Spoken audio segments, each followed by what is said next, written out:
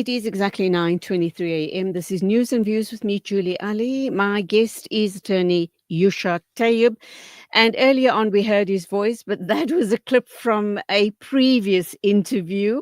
We're going to be talking with him about something different this morning. So let's get him on the line. Assalamu alaikum to you, Yusha. Welcome to the program. Wa alaikum salam wa rahmatullahi wa barakatuh. Thank you for the opportunity. Okay. Headlines could be quite sensational and quite disturbing at the same time.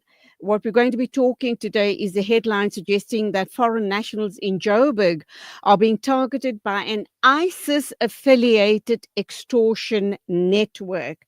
This was a report filed by News 24 and very disturbing indeed. All of a sudden, when ISIS was not being talked about for months on end, ISIS is being brought up in mainstream media. And you kind of wonder, what is the agenda here? Why is this being, suggested that ISIS is involved? And further creating more problems as far as the Muslim community is concerned and firing up Islamophobia even more. Your thoughts? Assalamu alaikum. Welcome. Thanks. Wa alaikum salam. So, it's not uncommon in the international sphere to try and isolate Muslims. So I wouldn't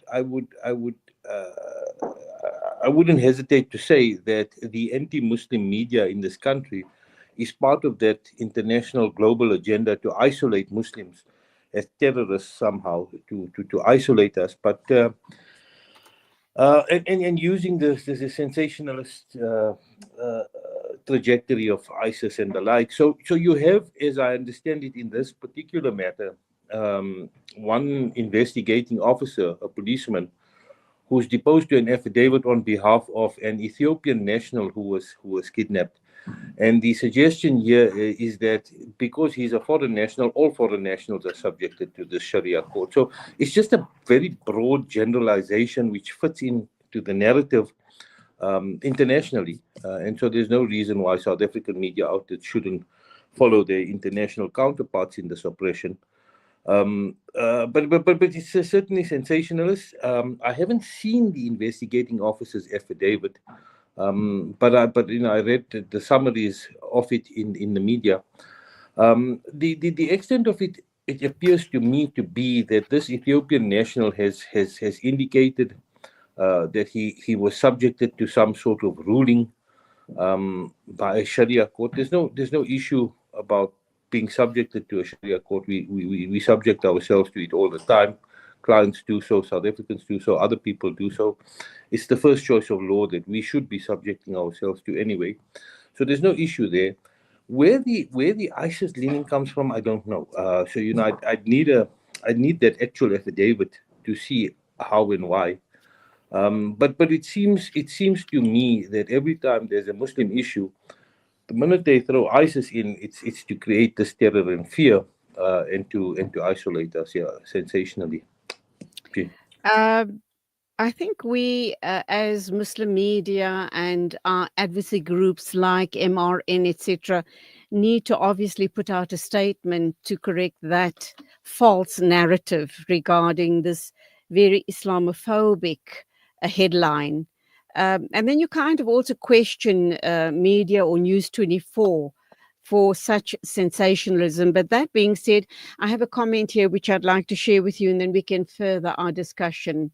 This is from Abdullah Shabal. He says, this sounds like the moment in 2015 when Fox News claimed that Johannesburg was under ISIS control, with the motive only being to manufacture Islamophobic slop to its equally racist audience. That's a comment from Abdullah Chabal. Yeah, well, I think it's exactly what you and I are saying. There was these fears in 2010, 2015, when the Tulsis were persecuted, same thing. That voice clip you played earlier was related to Ziad Hurzouk, who's also being persecuted by the NPA currently. All part of a narrative, and yet, in the same sense, we hear nothing about South African Jews serving in the IDF in what the world calls a genocide. I mean, so there's nothing of that sort. There's no Zionist murderous cabal. There's no reference to it. They just happen to be Jews in the rite of passage. So there's no mention of it. So this is clearly an attack. It feels, like I said in the start, and I don't want to repeat, but the narrative is to classify us as demons. And so Media 24 fits perfectly into that. I'm kind of wondering about the SAPS and the detective's affidavit that gets read out at court.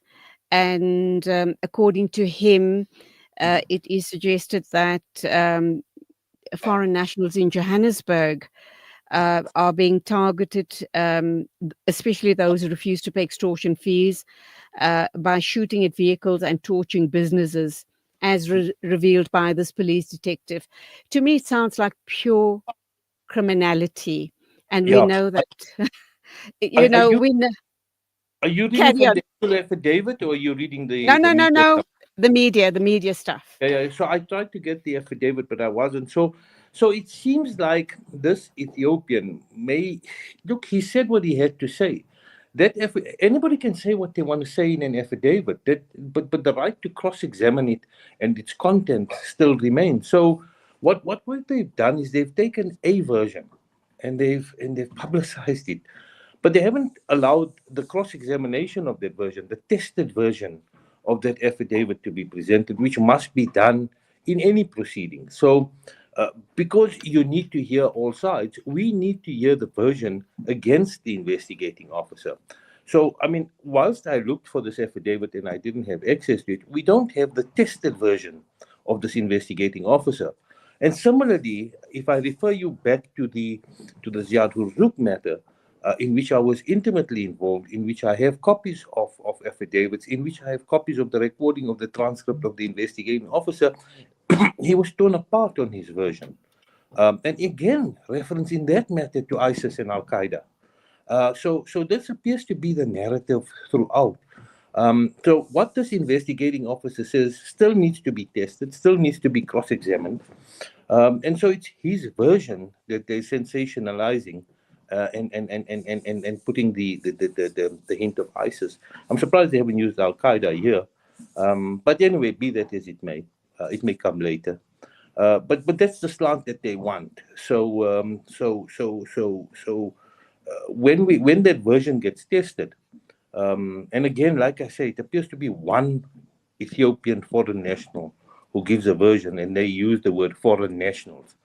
It remains to be seen when the tested version of that affidavit comes out, when the investigating officer is cross-examined on it.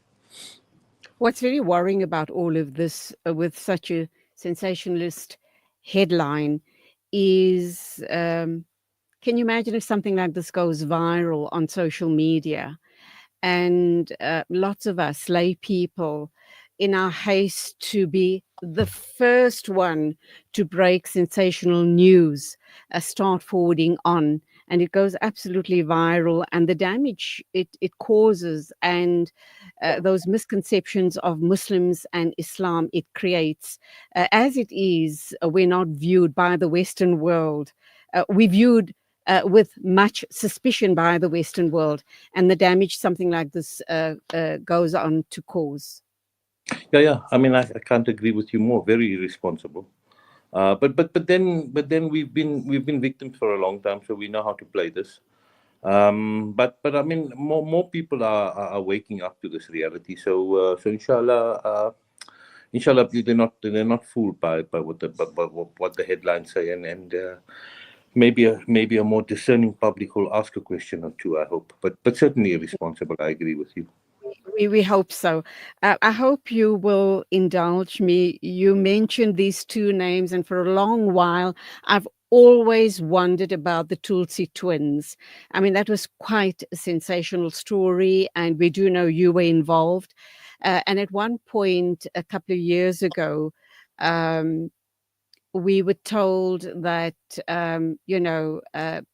the Tulsi twins will not be making any statements or anything. And I'd like to think that, inshallah, they've moved on with their lives in a very safe space, and they are okay.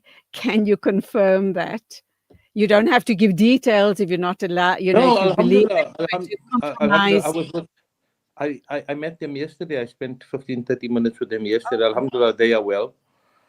You recall that at the time that they would not be making any statement was one of the conditions of their release. Ah, And if I just have to check the records, but I think they may be eligible to do so. But they're very quiet, reserved boys. I don't know that they're going to be making any media statement, but it's not a decision for me to make. But at the time, it was a condition of their release that they not make a media statement of any sort. But Alhamdulillah, I was with them yesterday. They're good boys. They're good boys, hardworking, doing what they're doing, getting on with their lives. Alhamdulillah. Alhamdulillah, they are well. I kind of wonder about that story, Yusha. Now we're going to a very general discussion here. We're moving away from sensationalism, but what they've been through. Um, do you believe that they can get to a space where they could lead normal lives, and that these type of stories, this whole situation around ISIS and Al Qaeda and being members of uh, these type of groups, do you think it would haunt them for the rest of their lives and impact on their lives, or can they reach a space of just leading a regular life They and not being certainly, judged? they certainly are, Julie. Oh, They wake up, they go to work, they come home, they have families, they shop, they do their thing. So within the structures in which they exist, yes. But the minute they try to travel or they interact with oppressive anti-Muslim people who recognize this, and they're going to get that resistance. But they're certainly getting on with it. I mean, they're working, they have families. Yeah, they're getting on with it. It's not affected them to that extent that they're debilitated in any sense. So they, Alhamdulillah, they're well. They're well. They look well. They're healthy. They're making their 5 times salah. They're doing what they have to do. They're committed to the cause. subhanallah. And I'd like inshallah, Allah will open a way for them. I'd like to have them on the show sometime when they're ready to talk about their experience. But I guess it will still be a long while before they get to that space. I don't know. What's the update? I'll speak to them, and Oh, I'll be in touch with the studio. I'll speak to them. inshallah. I'll just check the release condition and the. Yeah, I mean, they may well want to. They're bubbly boys. You'll enjoy them. You'll enjoy them. wonderful. Maybe you could come in with them as well. We'll see. Uh, the update on Ziad Hurzuk. We're appearing. Sorry, my diary's here somewhere. I think it's in June, in order for the state to make a disclosure of the docket to us. And hopefully we'll then know what evidence they suggest. We'll see the evidence they say they have against us and what crimes we've committed. Based on our bail application and based on what was told to us then, we'll probably make representations, letter of representations for the charges to be withdrawn based on the dates of events as we see them. But again, that decision will be made once we have the content of the docket. Yeah, and I think it's in June. If I'm not mistaken, it's around the 30th of June, if I'm not mistaken, that we reappear in Lichtenburg. Okay, duas that we all pray for a positive outcome for Ziad, inshallah. And nice talking with you. And go well. Salams to the Tulsi boys as well and their families. And you carry on fighting the good fight. You are in our constant duas, inshallah. Oh, well. I mean, Allah accept, inshallah. Okay. Assalamu alaikum to you. Assalamu wa rahmatullahi wa barakatuh. That was Attorney Usha Tayyub talking to us about that sensational headline from News 24 suggesting that an ISIS-linked Sharia court has been terrorizing foreign nationals in Johannesburg and also targeting those who refuse to pay extortion fees by shooting at vehicles and torching businesses. And this was supposedly revealed in a police detective's affidavit read at the Johannesburg Magistrates Court. I guess that we might be hearing more on the story sometime soon. It is 9:38 a.m. We're moving along, and our next guest is Sinn Féin's National Chairperson Declan Kearney. We are going to be talking about Israel's mass imprisonment of Palestinians. So that and more coming up. Please stay with us.